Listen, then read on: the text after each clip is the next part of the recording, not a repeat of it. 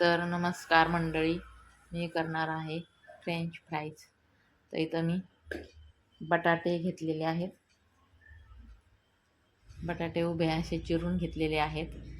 ते मी आता कढईमध्ये वाफवण्यासाठी टाकलेले आहेत. तर त्याच्या बटाट्यामध्ये मी आता अजिबात पाणी टाकणार नाही आहे. तसेच हे बटाटे मी वाफवून घेतलेत. तर आता मी हे ग्लासाने मॅश करून घ्यायला लागले बटाटे.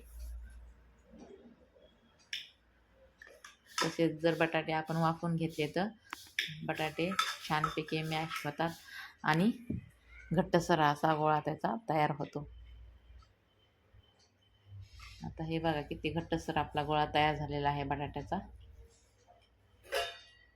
आता हे छान असं मळून घेते मी.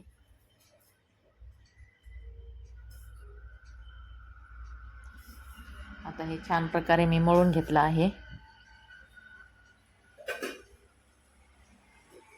आता हे मी साईडला ठेवून देते आणि इकडं कढईमध्ये मी 1 ग्लास पाणी टाकलेलं आहे. त्याच्यामध्ये मीठ पण टाकलं आहे. आता 1.5 वाटी मी रवा टाकून घेतला आहे त्याच्यामध्ये. हा रवा जो आहे तो सर्व मिक्स करून घेऊया आपण. तर आपला रवा हा मिक्स झालेला आहे छानपैकी. त्याच्यावर वरून थोडं तेल टाकलं आहे मी. आता हे छान मिक्स करून त्याच्यावर मी ताट झाकून ठेवणार आहे 2 मिनटं वाफवण्यासाठी हा रवा. तर आपले हे 2 मिनटं झालेले आहेत. तर तुम्ही बघू शकता हा रवा छान असा घट्टसर झाला आहे. तर मी हे ताटामध्ये काढून घेते आता. आणि हा रवा जो आहे तो छान असा मळून घेते पिठासारखा. छान मस्त हा रवा झालेला आहे आपला मळून.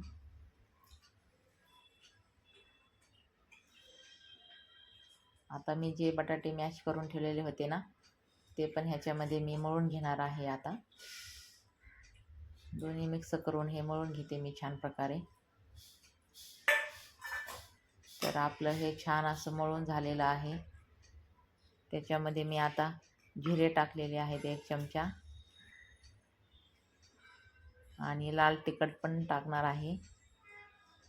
आता मी लाल तिखट टाकून घेतलंय आणि थोडीशी चिमूटभर हळद पण टाकली आहे. आणि हे सर्व असं छान असं मिक्स करून मळून घेऊया आपण. तर हे मी छान असं मळून घेतलंय, तुम्ही बघू शकता.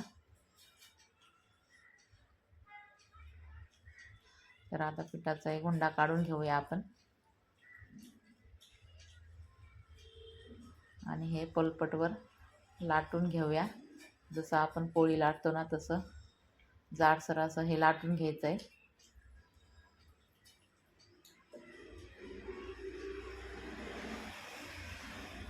तर मी आता हे लाटून घेत आहे. तर आपली ही मोठी अशी पोळी तयार झालेली आहे जाडसर.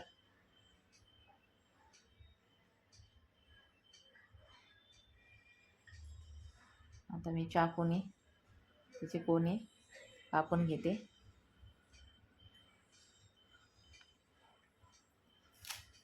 त्याचे कोने हे कट करून घेतले आहेत चौकोन मी. आता ह्या पोळीला मी चौकोनी आकार दिलेला आहे.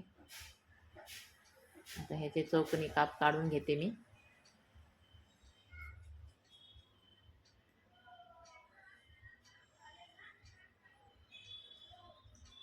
तर आपले हे काप कापून झालेले आहेत, तुम्ही बघू शकता.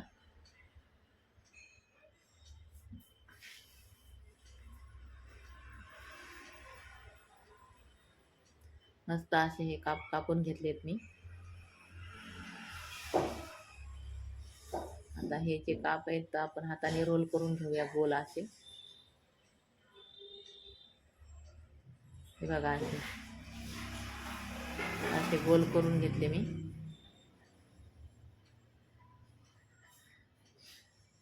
आता हे सगळे गोल रोल करून घेतलेले आहेत मी गोल असे. आता हे साईडला ठेवून दिलं आहे मी. आता परत आपण पीठ घेऊन परत असे वेगळी डिझाईन करूया आपण थोडी. तर मी आता त्याचे रोल करून घेतलेलं आहे पिठाचं. त्याला अशी ही डिझाईन दिलेली आहे. आता हे आपले सर्व करून झालेलं आहे. तुम्ही बघू शकता किती छान अशी डिझाईन झालेली आहे. आणि हे आपले उभे केलेले रोल. आता मी इकडं कढई ठेवून घेतलेली आहे. कढईमध्ये हे फ्रेंच फ्राईज आपण टाकून घेऊया. छान असं तळून घेऊया खरपूस. तर तुम्ही बघू तर तुम्ही बघू शकता छान असे आपले तळून झालेले आहेत हे फ्रेंच फ्राईज. थोडासा लालसर कलर झाला की आपण हे काढून घेऊया. तर हे बघा मी आता काढून घेते. छान असा कलर आलेला आहे यांना. ताटामध्ये मी काढून घेतले आहे.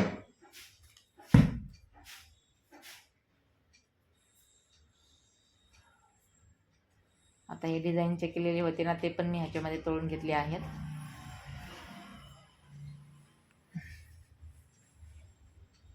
तर आपले हे फ्रेंच फ्राईज तळून झालेले आहेत सर्व.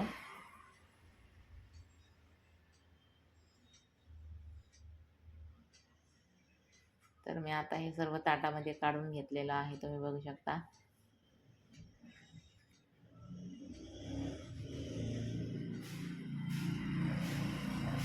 तर एका बाउलमध्ये मी चाट मसाला टाकून हे सर्व मिक्स करून घेतलेलं आहे. आपले फ्रेंच फ्राईज जे आहेत तर छानपैकी असे